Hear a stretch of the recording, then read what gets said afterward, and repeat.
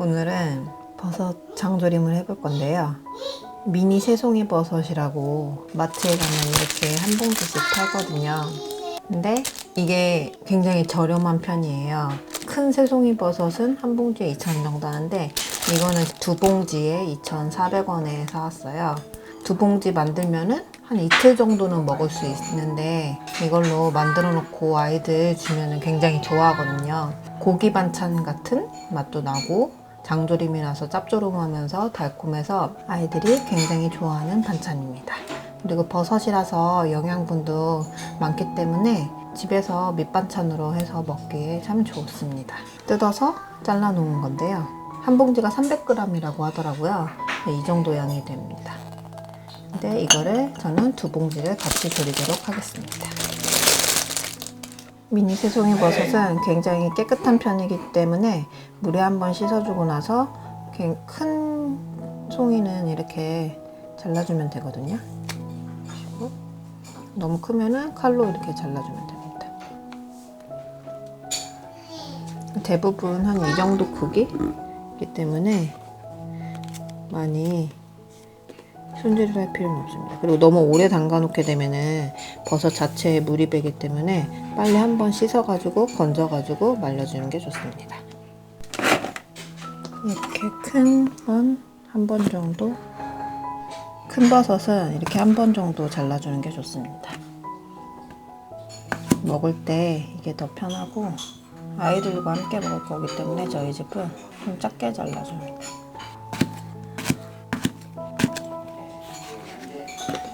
마늘은 저는 냉동된 걸 쓰고 있는데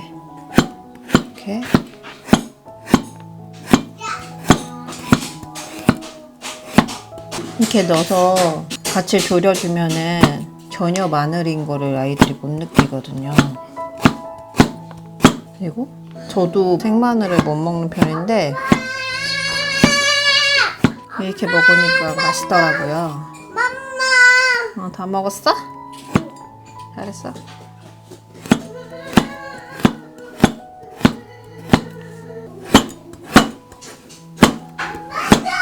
큰 마늘은 이렇게 편으로 썰어 쓰고 작은 마늘은 그냥 이렇게 통으로 몇 개는 넣어주려고 하고. 그러니까 마늘 골라 먹는 재미도 있거든요. 저희는 멸치볶음 할 때도 마늘 편으로 썰어서 넣는데 굉장히 맛있어요. 먼저 기름을 둘러서 버섯을 살짝 볶아주는데요. 기름을 둘러서 버섯을 볶아주게 되면은 양념도 굉장히 잘 배고 그 버섯의 영양분이 좀 더 잘 흡수되는 효과가 있기 때문에 기름을 먼저 둘러줍니다. 웍이 있으면 웍에다 하셔도 되고요.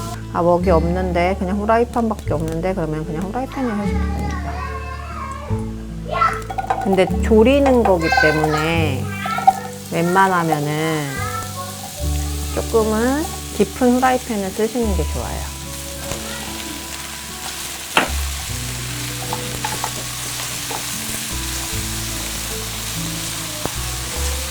기름에나 볶아도 되게 고기 냄새 나거든요.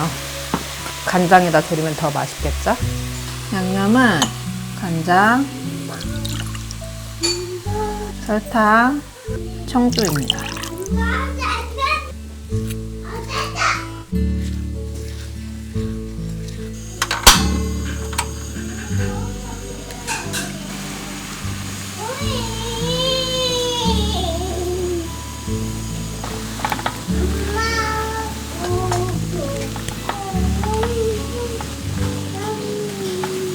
굉장히 적게 넣은 것처럼 보이는데 버섯에서 물이 졸이면서 나오기 때문에 전혀 적지 않거든요.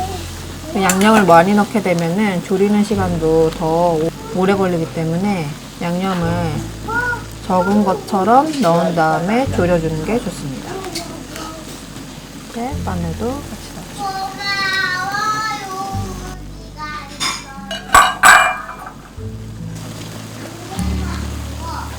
이거 조금 매콤하게 드시고 싶은 분들은 여기에다가 청양고추 넣으시면 좋거든요. 저희는 아이들이 조금만 매워도 잘 안 먹어서 청양고추는 생략합니다. 이렇게 해서 처음에는 센 불에서 졸이다가 한 5분 정도 지나고 나서부터는 중약불로 졸여주시면 됩니다. 굉장히 수분이 많아졌죠. 아까 전에 양념장 그만큼밖에 안 넣었는데도 수분이 굉장히 많아졌습니다. 이거를 물기를 다 날리면서 졸여줘야 되기 때문에 처음에는 센 불로 해서 물기를 웬만큼 날려주고 한 5분 정도 지난 후에는 조금 남은 물기를 졸여서 이제 윤기를 내주는 걸 해줘야 됩니다. 색이 벌써 이렇게 들기 시작했죠. 중간에 한번 국물을 맛보면은 짭조름하면서 단데요. 조금 짠 듯이 해야지 버섯에 간이 배서 딱 적당한 간이 되거든요. 그래서 자기가 먹는 간보다는 조금 짠 듯이 하는 게 좋습니다. 이게 처음에 막 부글부글 끓을 때 물이 너무 많은데 어떡하지? 이거 망한 거 아니야? 이렇게 생각을 하게 되는데 이 조림 같은 경우에는 처음에 센 불로 확 해줘서 물기를 딱 날려준 다음에 물이 자작하게, 양념장이 자작하게 됐을 때 중약불로 줄여가지고 한참 좀 졸여주는 게 포인트라고 할 수 있어요. 그래야지 이 야채에도 간이 되고 양념장도 제대로 맛이 나거든요.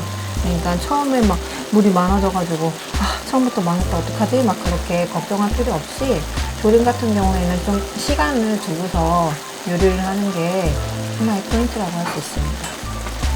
그렇게 뭐 시간이 1시간 정도 걸리는 건 아니고요. 저희가 지금 거의 5분 정도 졸였거든요. 그랬더니 이렇게 많이 졸여지고 색깔도 다 배었습니다. 그러면은 중약불로 줄여서 천천히 간이 되게 해주면 됩니다. 저는 가끔 여기다가 호두를 넣기도 하거든요. 호두를 넣어서 만들어도 맛있습니다. 중약불로 줄이고서 이 양념장이 거의 다 스며들고 약간 찐득해진 느낌이 날 때 불을 꺼주면 됩니다. 저는 7분 정도 더 졸이면 될 것 같거든요.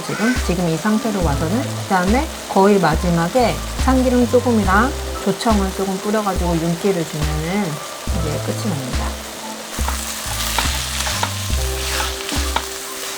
많이 졸여져서 색깔도 이쁘게 나왔죠.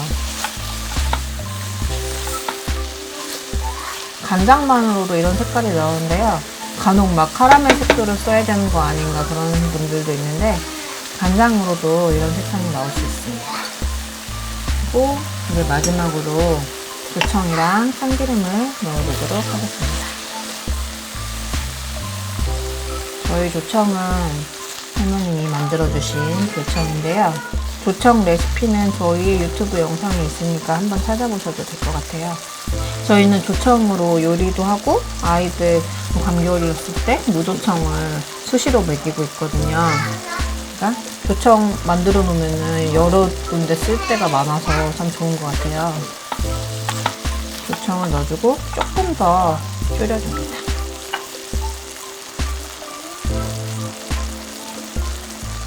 이거 해서 밥 비벼 먹어도 진짜 맛있거든요. 참고로 이제 조청이 없어서 올리고당이나 물엿을 쓰시는 분들은 조청은 저는 지금 거의 이틀을 넣는데요.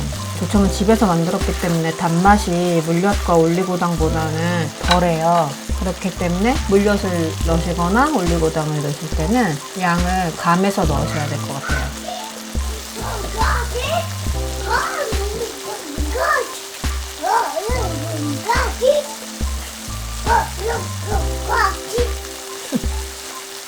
이제 다 돼서 불을 끄고 참기름을 조금 넣도록 하겠습니다.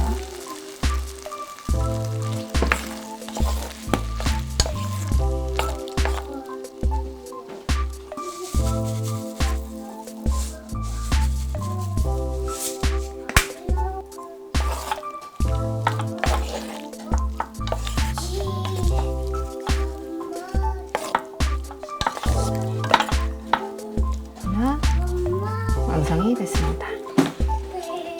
마늘이랑 새송이버섯 다 이제 한 번에 먹을 수 있는데요. 새송이버섯에도 간장 색이 굉장히 잘 뱄죠. 마늘은 먹으면은 약간 쫀득쫀득하면서 살짝 젤리 같기도 해가지고 아이들도 굉장히 잘 먹습니다. 아이들이 제일 좋아하는 간식 중에 하나가 젤리잖아요. 근데 마늘도 약간 그런 맛이 나서 아이들도 좋아하더라고요. 그냥 그릇에 한번 담아보도록 하겠습니다.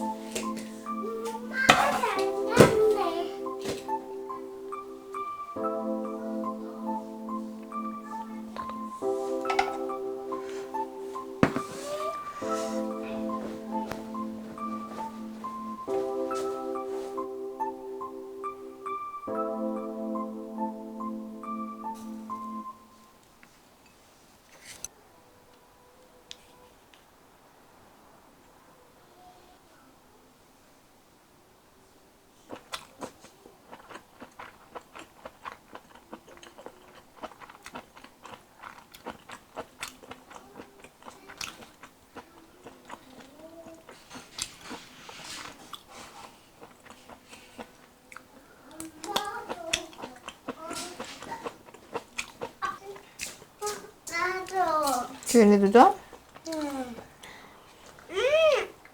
맛있어.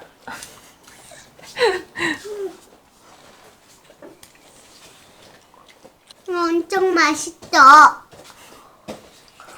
이것도 먹어볼까? 뭐? 이거 마늘 맛있어? 마늘도 아주 잘 먹습니다. 오늘 반찬은 이걸로 끝났습니다.